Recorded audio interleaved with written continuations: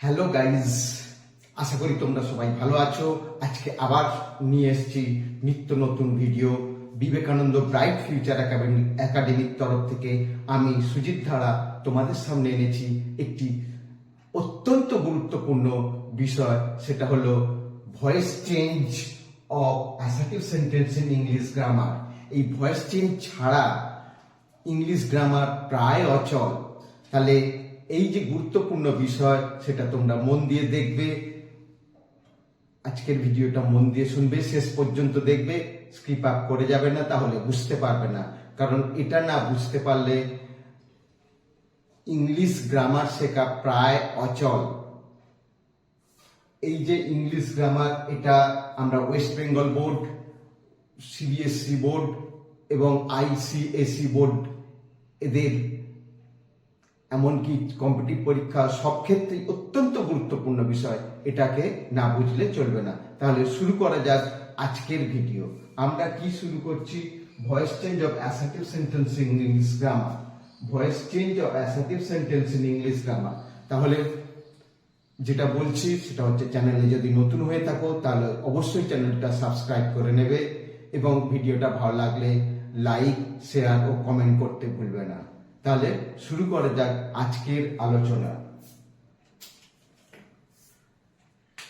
আমরা আলোচনার আগে ভয়েস চেঞ্জের সম্পর্কে কিছু বলবো, সেটা মন দিয়ে শোনো। আমরা ভয়েস চেঞ্জ করতে যাচ্ছি। ভয়েস চেঞ্জ মানে আমার কণ্ঠস্বরটা চেঞ্জ না, ভয়েস চেঞ্জ মানে বাচ্য পরিবর্তন, যেটাকে বাংলা গ্রামারে বলে। তাহলে এই ভয়েস চেঞ্জ অত্যন্ত সহজ, একটু ভালো করে বুঝতে হবে। ভয়েস চেঞ্জ হচ্ছে কি, যেমন আমি ভাত খাই, আমার দ্বারা ভাত খাওয়া। কি বললাম? আমি ভাত খাই, আমার দ্বারা ভাত খাওয়া। আমরা ভয়েস চেঞ্জের আমরা assertive sentence, interrogative sentence, optative sentence, exclamatory sentence, interrogative sentence, এই 5 ধরনের সেন্টেন্স আছে। তার মধ্যে আমরা 3 ধরনের সেন্টেন্সের ভয়েস চেঞ্জ করব। অ্যাসার্টিভ সেন্টেন্স আজকে শুরু করছি। অ্যাসার্টিভ সেন্টেন্স, ইন্টারোগেটিভ সেন্টেন্স এবং ইম্পারেটিভ সেন্টেন্স, এই 3 ধরনের সেন্টেন্সের ভয়েস চেঞ্জ সাধারণভাবে করা হয়। তাহলে আজকে আমরা শুরু করছি অ্যাসার্টিভ সেন্টেন্সের ভয়েস চেঞ্জ। এই ভয়েস চেঞ্জ শুরু করার আগে আমাদের জানা দরকার, তাহলে অ্যাসার্টিভ সেন্টেন্স কাকে বলবো? অর্থাৎ বিবৃতি সূচক বাক্য, যে বাক্যের প্রথমে সাবজেক্ট বসাবো, তারপর ভার্ব, তারপরে অবজেক্ট এবং শেষে ফুল স্টপ বসবে। এটাই হচ্ছে অ্যাসার্টিভ সেন্টেন্স, বিবৃতি সূচক বাক্য। তাহলে এই বিবৃতি সূচক বাক্য বুঝতে গেলে আমাদের তো আলোচনা রয়েছে। তার আগে আমরা বলবো টেন্সটা আমাদের ভালো করে শিখতে হবে। সেই টেন্সের ওপর ভিডিও, আমার অনেক ভিডিও আছে, সেগুলো তোমরা এক এক করে দেখে নেবে। তাহলে আমরা শুরু করব আজকের আলোচনা।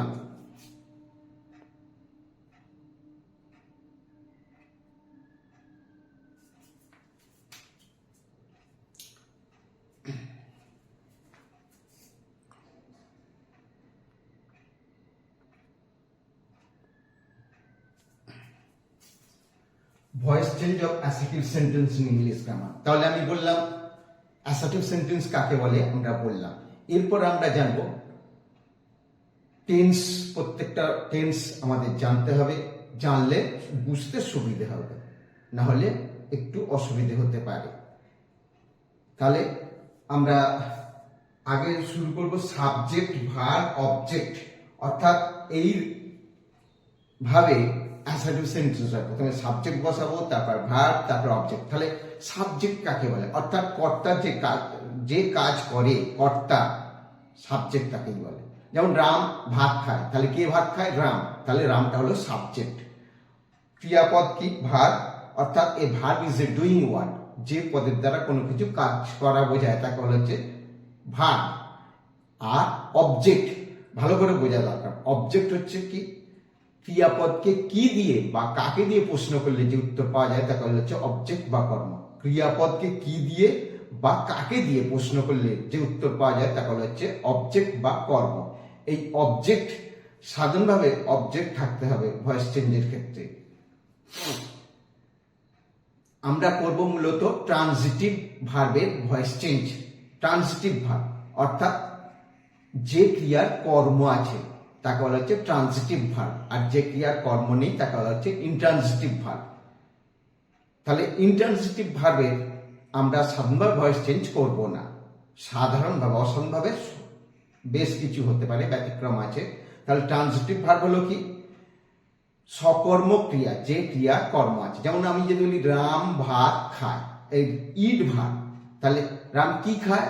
ভাত, রাইস। রাইসটা হলো অবজেক্ট, অর্থাৎ যে ক্রিয়ার এরকম কর্ম থাকে তাকে বলা হচ্ছে ট্রানজিটিভ ভার্ব। ঠিক আছে? রাম হাসে, রাম কি হাসে? কাকে হাসে? কোনো উত্তর নেই, তাহলে এটা ইন্ট্রানজিটিভ ভার্ব। এই ক্রিয়ার, এই ভার্বের আমরা সাধারণভাবে ভয়েস চেঞ্জ করব না। তাহলে কি বললাম? ট্রানজিটিভ ভার্বের ভয়েস চেঞ্জ করব। ট্রানজিটিভ ভার্বের ভয়েস চেঞ্জ আমরা করব। রাম ভাত খায়, রাম ইটস রাইস। তেমনি সে আমাকে একটি কলম দিয়েছিল, he gave me a pen. কি দিয়েছিল? কলম। কাকে দিয়েছিল? আমাকে। তাহলে এই ভার্বের আবার দুটো অবজেক্ট থাকে। যেখানে দুটো অবজেক্ট থাকে সেখানে দুটো ভয়েস চেঞ্জ করার দরকার আছে। তাহলে আমরা ট্রানজিটিভ ভার্ব বুঝলাম, আমরা অ্যাসার্টিভ সেন্টেন্স বুঝলাম, আমরা টেন্স গুলো ধরে ধরে ভয়েস চেঞ্জ গুলো করব। আমরা প্রেজেন্ট টেন্সের ওপর তিনটে হবে, ইনডেফিনাইট, কন্টিনিউয়াস, পারফেক্ট। তেমনি পাস্ট টেন্সের ওপর তিনটে হবে, ইনডেফিনাইট, কন্টিনিউয়াস, পারফেক্ট। ফিউচারতে ইনডেফিনাইট, কন্টিনিউয়াস, পারফেক্ট। এইভাবে 9টা টেন্সের উপর আমরা ভয়েস চেঞ্জ করব। তাহলে সেগুলো আলোচনা আমরা আস্তে আস্তে করব। আর যেটা আমাদের জানা দরকার সেটা হচ্ছে নমিনেটিভ কেস এবং অবজেক্টিভ কেস, অর্থাৎ সাবজেক্টিভ ফর্ম আর অবজেক্টিভ ফর্ম। যেমন আই থেকে হয় মি, উই থেকে হয় আস, ইউ থেকে হয় ইউ, হি থেকে হয় হিম, সি থেকে হার, দে থেকে দেম, রাম থেকে রাম। তাহলে এই যে ফর্মগুলো চেঞ্জ, আই থেকে মি, এগুলোতে আমরা উভমুখী চিহ্ন বসাবো। অর্থাৎ কি না, আই থেকে হয় মি, তেমনি মি থেকে আই। অর্থাৎ আমরা করতে যাচ্ছি কি অ্যাক্টিভ ভয়েস এবং প্যাসিভ ভয়েস। অ্যাক্টিভ ভয়েস মানে কর্তৃবাচ্য, প্যাসিভ ভয়েস মানে কর্মবাচ্য। সেগুলো আমরা করব। অ্যাক্টিভ থেকে প্যাসিভে করব, প্যাসিভ থেকে অ্যাক্টিভে করব। তাহলে আমরা কি বললাম? সাবজেক্টিভ ফর্ম, অবজেক্টিভ ফর্ম, এটা আমাদের সবসময় মনে রাখতে হবে। আই থেকে হয় মি, উই থেকে আস, ইউ থেকে ইউ, হি থেকে হিম, সি থেকে হার, দে থেকে দেম, রাম থেকে রাম।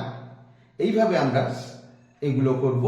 এছাড়াও আমরা যেটা করব সেটা হচ্ছে ভয়েস চেঞ্জ করতে গেলে আমাদের কয়েকটা নিয়ম অবশ্যই মনে রাখতে হবে। সেই নিয়মগুলো আমি এক এক করে বলবো। তাহলে প্রথমে অবজেক্টটা কি হবে? সাবজেক্ট হবে। প্রথমে অবজেক্টটাকে আমরা এসভিও এই ফর্মুলা, সাবজেক্ট ভার্ব অবজেক্ট। অর্থাৎ প্রথম ভয়েস চেঞ্জের প্রথম নিয়ম হচ্ছে কি অবজেক্টটা সাবজেক্ট হবে, অবজেক্টটা সাবজেক্ট হবে। তারপর কি বসবে? বি ভার্ব বসবে। বি ভার্বটা বাক্যের টেন্স অনুযায়ী বসবে। বি ভার্ব বসবে, বি ভার্বটা বাক্যের টেন্স অনুযায়ী বসবে। তারপর মূল ভার্বের সবসময় পাস্ট পার্টিসিপল করতে হবে। কি বললাম? মূল ভার্বের সবসময় পাস্ট পার্টিসিপল করতে হবে। তারপর বাই বসবে, বাই মানে দ্বারা। এবং শেষে কি হবে? সাবজেক্টটা অবজেক্ট হয়ে যাবে। এই 5টা নিয়ম আমাদের মনে রাখতে হবে। তাহলে কি বললাম? 1 নাম্বার নিয়ম হচ্ছে কি প্রথমে অবজেক্টটা সাবজেক্ট হবে। প্রথমে অবজেক্টটা সাবজেক্ট হবে, অবজেক্টটা সাবজেক্ট হবে। অর্থাৎ অবজেক্টিভ ফর্ম যেটা ছিল সেটা সাবজেক্টিভ ফর্মে বসবে। যেমন এরকম আই থেকে হয় মি বলেছিলাম, তাহলে যদি আমি বললাম রাম ইটস রাইস, রাম ভাত খায়, তাহলে রাইসটা অবজেক্ট। অর্থাৎ ক্রিয়াপদকে কি দিয়ে বা কাকে দিয়ে প্রশ্ন করবো সেটা অবজেক্ট হবে। তাহলে রাইসটা প্রথমে বসাবো, তারপর বি ভার্ব বসাবো, তারপর কি বসাবো? Be verb. এবার কোন টেন্স আছে সেটা দেখতে হবে। বি ভার্বটা সেই টেন্স অনুযায়ী বসবে। তারপর মূল ভার্বের সবসময় পাস্ট পার্সোনাল ফর্ম বসবে। অর্থাৎ আমি যদি এরকম বলি টেক, টুক, টেকেন, হ্যাঁ, ইট, এট, ইটেন, এই ফর্মগুলো আমাদের মুখস্থ চাই। টেন্সটা আমাদের জলের মতো করতে হবে। টেন্সটা যদি ঠিক করে করি তাহলে কিন্তু আমাদের এগুলো অতি সহজেই আমরা বুঝতে পারবো, করতে পারবো।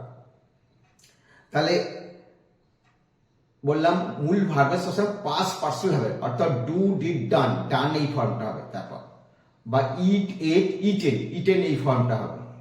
তাহলে আমরা এইভাবে জিনিসগুলো করার চেষ্টা করব। তারপর কি বললাম, বাই বসবে, বাই মানে দ্বারা। এরপর কি হবে, শেষে সাবজেক্টটা অবজেক্ট হয়ে যাবে। এই 5টা নিয়ম সাধারণভাবে যদি আমরা মনে রাখতে পারি তাহলে ভয়েস চেঞ্জটা আমাদের কাছে অত্যন্ত সহজ হয়ে যাবে। আমরা সেইভাবেই আলোচনা এগোবো। তাহলে কি বললাম, ভয়েস চেঞ্জের 5টা নিয়ম যদি মুখস্থ করে নাও একবার তাহলে দেখবে তুমি পড়তে পারছো, আর যদি না করতে পারো তাহলে ভুল হয়ে যাবে। তাহলে কি বললাম, আবার একবার বলছি, প্রথমে অবজেক্টটাকে সাবজেক্ট করতে হবে, তারপর বি ভার্বটা বসাতে হবে, বি ভার্বটা বাক্যে টেন্স অনুযায়ী হবে, মূল ভার্বের সবসময় পাস্ট পার্সন হবে, বাই বসবে, শেষে সাবজেক্টটা অবজেক্ট হয়ে যাবে। ঠিক আছে, তাহলে আমরা শুরু করি আজকের ভয়েস চেঞ্জ। তাহলে প্রথম বাক্য আমরা কি আলোচনা করছি, voice change of assertive sentence in English grammar. আমরা প্রথম বাক্যটা লিখেছি, Ram eats rice in the kitchen. Ram রান্নাঘরে ভাত খায়, রাম রান্নাঘরে ভাত খায়। তাহলে রামটা হলো সাবজেক্ট, রামটা হলো কি সাবজেক্ট, ইটটা হলো ভার্ব, রাইসটা হলো অবজেক্ট। অর্থাৎ কে খায়, কে কাজটা করে সেটা যখন বোঝাবে তখন সেটা হচ্ছে সাবজেক্ট। কি কাজ করে, খাওয়া কাজ করে, তাহলে এটা হলো ভার্ব। আর কি খায় এটা হলো কি দিয়ে প্রশ্ন হলে বা কাকে দিয়ে প্রশ্ন হলে অবজেক্ট হবে। এই অবজেক্ট ঠিক করে খুঁজে বার করতে হবে। কোথায় খায়, রান্নাঘরে। কোথায় খায় এটা আমরা কিন্তু অবজেক্ট হিসাবে নেব না, আমাদের অবজেক্ট আগে বাঁচতে হবে। আমি এরকম কি বলবো, রান্নাঘরটা আগে বসাবো, কিচেনটা লিখলাম, তাহলে রান্নাঘরকে খাওয়ায়, তার তো নয়।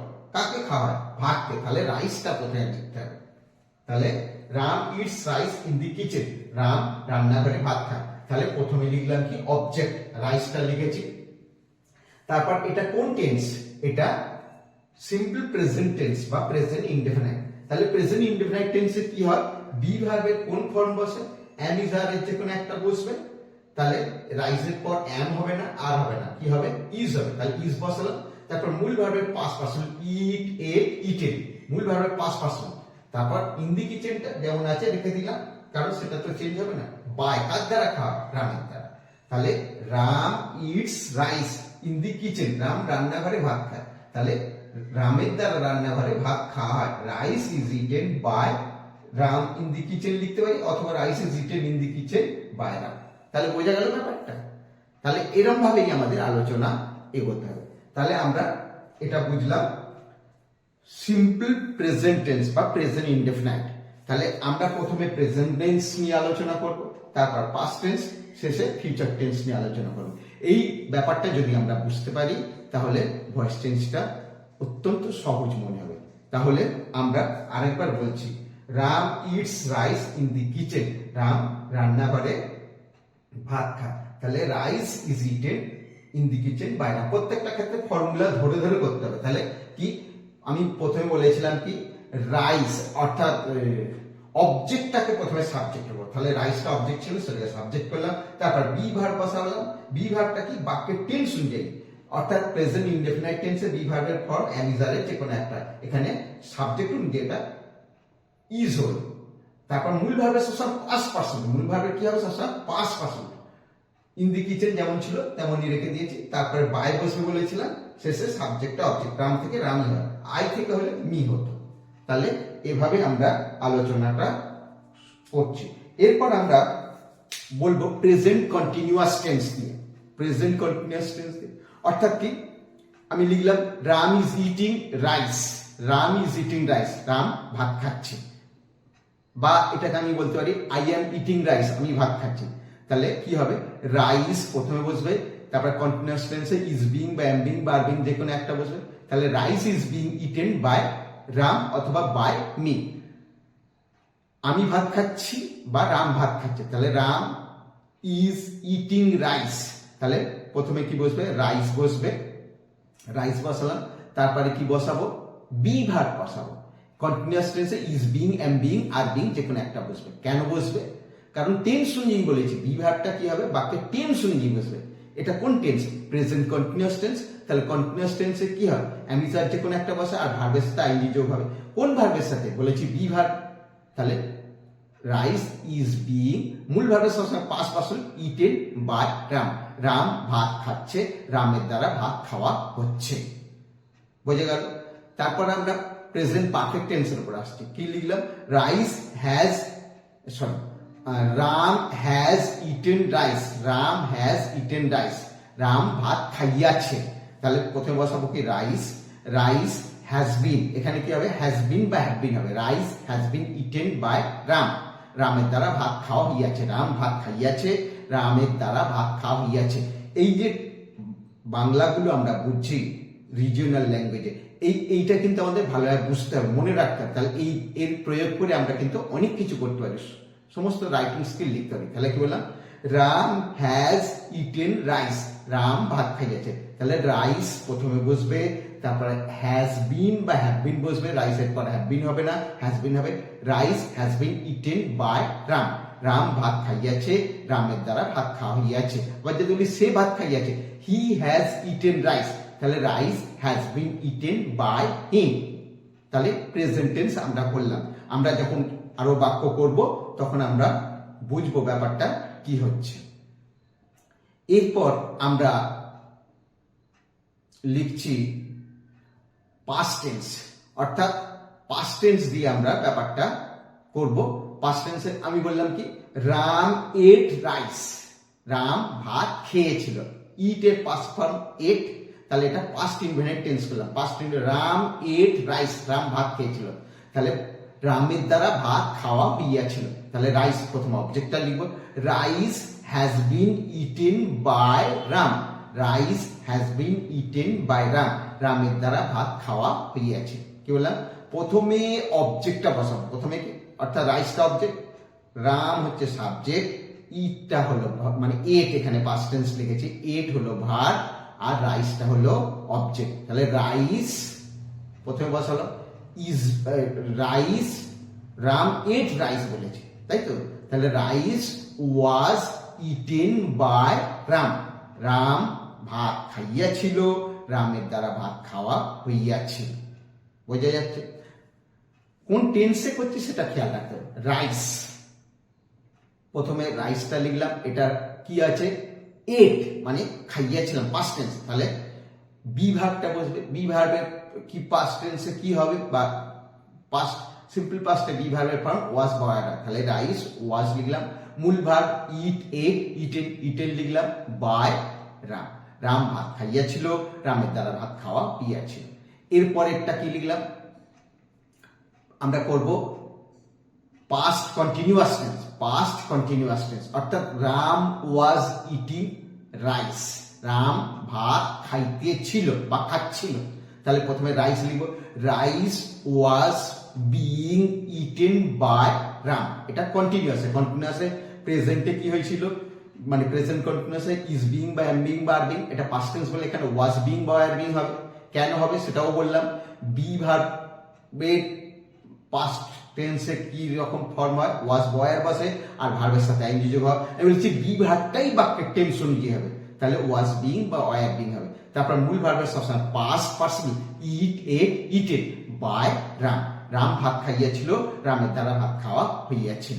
আমি যদি এটা প্রোনাউন দিয়ে করি, যেমন বললাম সি ওয়াজ ইটিং রাইস। সে ভাত খাইতে ছিল বা খাচ্ছিল। তাহলে রাইস প্রথমে বসালাম। কেন বসালাম?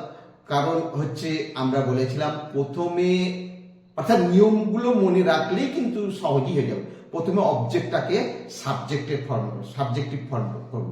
তাহলে রাইস লিখলাম, অবজেক্টটাকে সাবজেক্টের ঘরে লিখলাম রাইস। এবার কন্টিনিউয়াস ওয়াজ বিইং বা ওয়ার বিইং। তারপর মূল ভার্বের past person eat, ate, eaten by বসবে। বাই মানে কি বলেছিলাম? দ্বারা।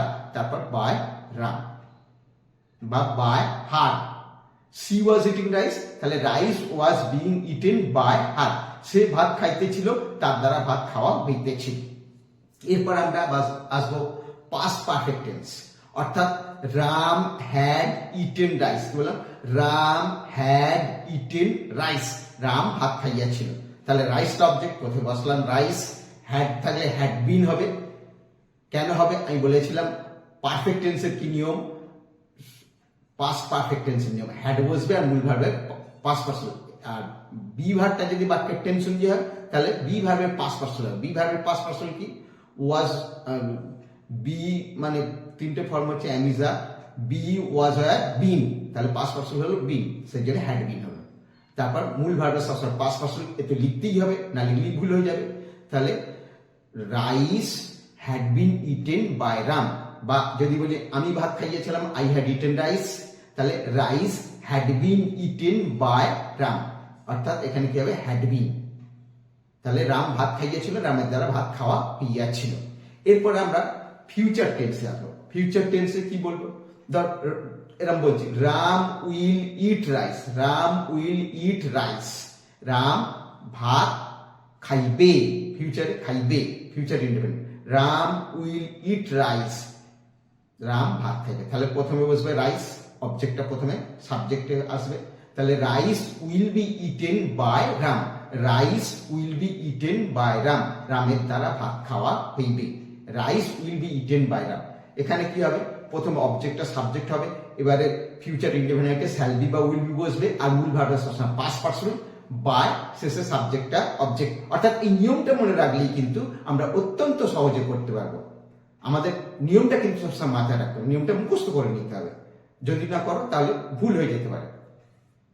তাহলে Ram will eat rice, Ram ভাত খাবে, তাহলে রামের দ্বারা ভাত খাওয়া হইবে বা হবে, তাহলে rice will be eaten by Ram.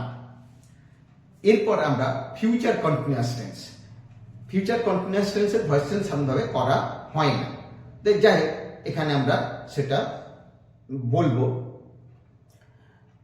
Ram will be eating rice, Ram ভাত খাইতে থাকবে, তাহলে কি হবে, প্রথমে অবজেক্টটা বসবে, rice will be being eaten, will be being বা শ্যাল বি বিইং হবে, উইল বি বিইং বা shall be being eaten, E A T E N, eaten by Ram, Ram ভাত খাইতে থাকিবে, রামের দ্বারা ভাত খাওয়া হইতে থাকে। তাহলে কি বললাম, রাইস উইল বি বিইং, এখানে উইল বি বিইং বা শ্যাল বি বিইং হবে সাবজেক্ট অনুযায়ী, যদি আই থাকতো শ্যাল বি বিইং হতো। হ্যাঁ, Ram will, rice will be being eaten by Ram, রামের দ্বারা ভাত খাওয়া হইতে থাকবে। এরপর ফিউচার পারফেক্ট টেন্স, সেটা কি, অর্থাৎ Ram will have eaten rice, Ram ভাত খাইয়া থাকবে, Ram will have eaten rice, তাহলে কি হবে, rice will have been eaten by Ram, rice will have been eaten by Ram, shall have been বা উইল হ্যাভ বিন হবে। তাহলে প্রথমে অবজেক্টটাকে কি করব, সাবজেক্টের ঘরে লিখবো, প্রথমে অবজেক্টটাকে সাবজেক্টের ঘরে লিখবো, rice will be being eaten, rice will be being eaten by Ram, রামের দ্বারা ভাত খাওয়া হইয়া থাকিবে। তাহলে এইভাবে প্রত্যেকটা টেন্সের, অর্থাৎ 9টা টেন্সের আমরা ভয়েস চেঞ্জ অ্যাসার্টিভ সেন্টেন্সে করব। তাহলে এটা আমরা মোটামুটি শিখলাম। আশা করছি আমরা ভিডিওটা পুরো মন দিয়ে দেখলে বুঝতে পেরে যাব যে ভয়েস চেঞ্জ অত্যন্ত সহজ একটা বিষয়, এটা মোটেই কঠিন নয়।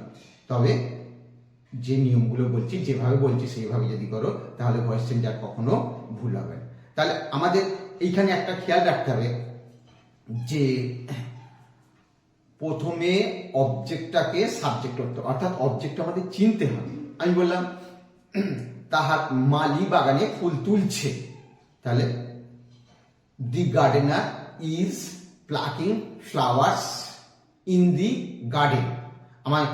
আমরা প্রথম যারা করি অবজেক্টটা কি জিনিস সেটা বুঝি না, আমরা শেষে যেটা থাকে সেটা কি অবজেক্ট ধরে নিই। তাহলে গার্ডেনার, এই গার্ডেন দিয়ে করলাম না, অবজেক্টটা বুঝতে হবে। মালি, কে কাজ করছে, মালি, এটা হলো সাবজেক্ট। কি করছে, ফুল তুলছে, এই ফুল তোলা এটা ভার্ব। আর কি করছে, কি করছে মানে কি ফুল তুলছে, সরি কি বা কাকে দিয়ে প্রশ্ন, মালি কি করছে, ফুল তুলছে, ফুলটা ফ্লাওয়ার্সটা হলো অবজেক্ট। অর্থাৎ অবজেক্ট আমাদের খুঁজে বার করতে হবে, সেটা যদি না করতে পারি তাহলে ভুল হওয়ার সম্ভাবনা কিন্তু থেকেই যাবে। আবার বলছি, রবীন্দ্রনাথ রোড গীতাঞ্জলি, রবীন্দ্রনাথ গীতাঞ্জলি লিখেছিল। ইন দি ইয়ার, এটা বলে দিলাম যে কত সালে গীতাঞ্জলিটা লিখেছিল, তাহলে ইন দি ইয়ারটা নেব না, কি নেব, রবীন্দ্রনাথ কে কাজটা করছে সেটা হচ্ছে কর্তা, রবীন্দ্রনাথ কি কাজ করছে, সে লেখা কাজ করছে, এটা হচ্ছে ভার্ব। আর কি লিখেছে, গীতাঞ্জলি, তাহলে গীতাঞ্জলিটা আমাদের খুঁজে বার করতে হবে, তাহলে গীতাঞ্জলিটা আগে লিখতে হবে। অন্য কোনো আমরা অবজেক্টটা আগে খুঁজে বার করতে হবে। তাহলে অবজেক্টটা আমাদের খুব ভালোভাবে জানতে হবে, ডিরেক্ট অবজেক্ট, ইনডিরেক্ট অবজেক্ট কোনটা, সেগুলো ভালো করে বুঝতে হবে। সেটা যদি করি তাহলে কিন্তু আমাদের বুঝতে কোনো অসুবিধা হবে না। তাহলে কি বললাম, রবীন্দ্রনাথ রোড গীতাঞ্জলি। তাহলে Gitanjali was written by Rabindranath. তাহলে এখানে রোট আছে মানে পাস্ট টেন্স আছে।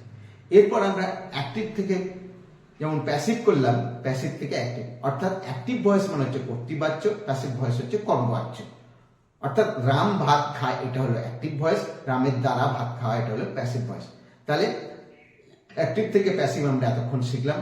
আমরা আবার করব যে প্যাসিভ, অর্থাৎ ভালো করে যদি ভয়েস চেঞ্জটা বুঝতে পারি তাহলে অ্যাক্টিভ থেকে প্যাসিভও করতে পারবো, প্যাসিভ থেকে অ্যাক্টিভও করতে পারবো। নিয়মগুলো যেমন 5টা নিয়ম আছে সেটাই একটু রিভার্স হয়ে যাবে। তাহলে ওখানে কি, যেমন Gitanjali was written by Rabindranath, Gitanjali রবীন্দ্রনাথের দ্বারা লেখা হয়েছিল। Gitanjali was written by Rabindranath, Gitanjali রবীন্দ্রনাথের দ্বারা লেখা হয়েছিল। তাহলে বাই রবীন্দ্রনাথ আছে শেষে, তাহলে ওটা অবজেক্টের ঘরে চলে গেছে, ওইটাকে সাবজেক্টের ঘরে বাইটা বাদ দিয়ে দেবো। তাহলে রাম, এই রবীন্দ্রনাথ লিখলাম। এবার এটা কি আছে, গীতাঞ্জলি ওয়াজ রিটেন ছিল প্যাসিভ ভয়েসটা, তাহলে ওয়াজ আছে মানে পাস্ট টেন্স আছে। তাহলে এখানে ফর্ম ভার্বটাকে কি লিখবো, wrote, write present form, wrote past form. তাহলে ওয়াজ আছে মানে প্যাসিভ ভয়েস হয়েছে মানে, তাহলে রোট হবে, কি হবে, রোট, রবীন্দ্রনাথ রোট। এবার কি লিখেছিল, প্রথমে যেটা অবজেক্ট লিখেছিল ওটাই আবার এই মানে অবজেক্টটাকে সাবজেক্ট করেছিল, আবার ওটাকে আমরা এর ঘরে পাঠিয়ে দেবো, অবজেক্টের ঘরে। রবীন্দ্রনাথ রোট গীতাঞ্জলি, রবীন্দ্রনাথ গীতাঞ্জলি লিখেছিল। আমার ভয়েস চেঞ্জটা হলো কি না, কি করে বুঝবো, আমি ছিল কি আমার Gitanjali was written by Rabindranath, Gitanjali রবীন্দ্রনাথের দ্বারা লেখা হয়েছে। তাহলে আমি এবার এটা তো আমার প্রশ্ন দেওয়া আছে, উত্তরটা কি করেছিলাম, রবীন্দ্রনাথ রোড গীতাঞ্জলি। তাহলে এইটাকে আমরা আবার ভয়েস চেঞ্জ করবো, তাহলে Gitanjali was written by Rabindranath. যদি আমার এইটা প্রশ্নের সাথে যে প্যাসিভ ভয়েসটা দেওয়া আছে সেটা যদি মিলে যায় তাহলে বুঝবো আমার ব্যাপারটা পুরো ঠিক হয়েছে। তাহলে এইভাবে আমরা প্যাসিভ ভয়েসগুলো এগোবো। পরবর্তী ভিডিওতে আরো ডিটেলসে অনেক বেশি করে ব্যতিক্রমী যেগুলো আছে সেগুলো সব দেওয়া যাবে।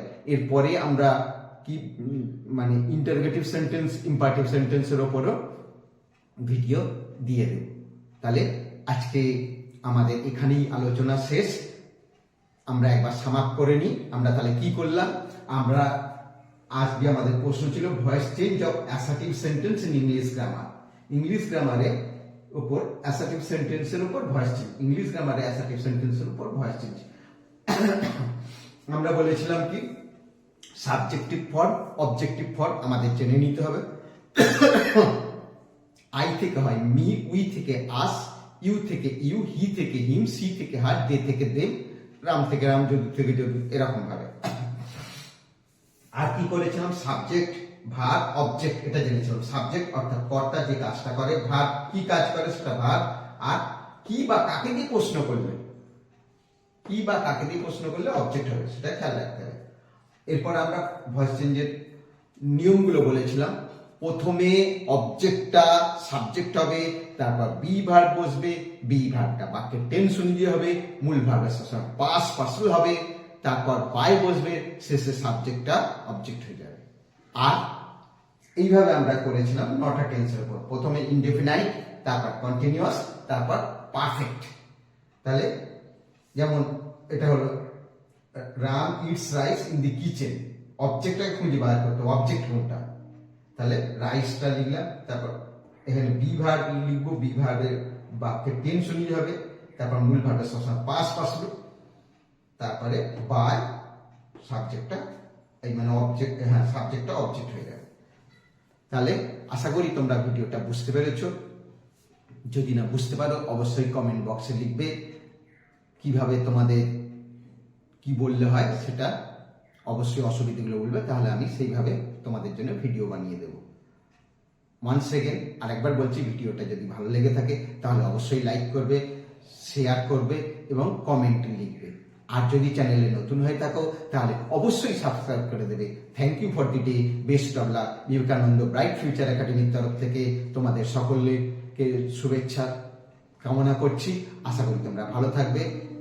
এই বলেই তোমাদের দীর্ঘায়ু এবং তোমাদের ভালো থাকার কামনা করে আজকে শেষ করছি আমাদের voice change of assertive sentence in English grammar. Thank you for the day. Once again, best of luck.